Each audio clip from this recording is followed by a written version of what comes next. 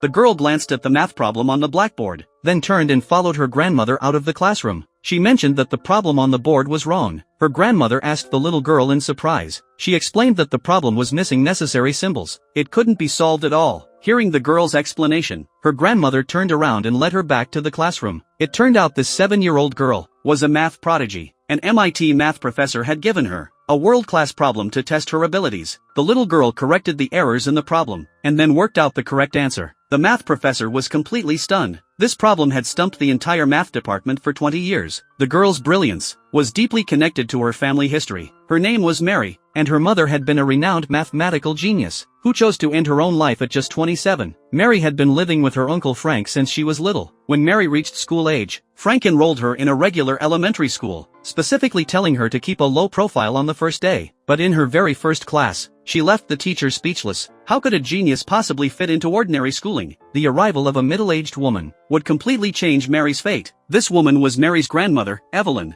Learning that Mary possessed the same mathematical gift as her mother, she secretly resolved to properly nurture Mary's talent. The next day, Evelyn discussed Mary's education with Frank. Their educational philosophies clashed immediately. Evelyn believed Mary had the potential to become a great mathematician, while Frank couldn't provide the quality of life and learning environment she needed. Frank disagreed with his mother's views. He felt his sister Diane's tragedy was indirectly caused by their mother. He wanted Mary to have a normal childhood, not one consumed by mathematics. When Evelyn couldn't convince Frank, she decided to take legal action to fight for Mary's custody. In court, both sides stood their ground. Evelyn's lawyer painted a picture of Frank's inability to nurture a genius, emphasizing that only Evelyn could provide top academic resources and a bright future for Mary. Frank's lawyer attempted to prove that Evelyn's educational approach was seriously flawed and had once led to tragedy. The judge leaned toward Evelyn's argument, believing Mary's gift belonged to the world and needed special cultivation. As a temporary measure, Mary was placed with a foster family, with Frank only having visitation rights. This left both Mary and Frank devastated.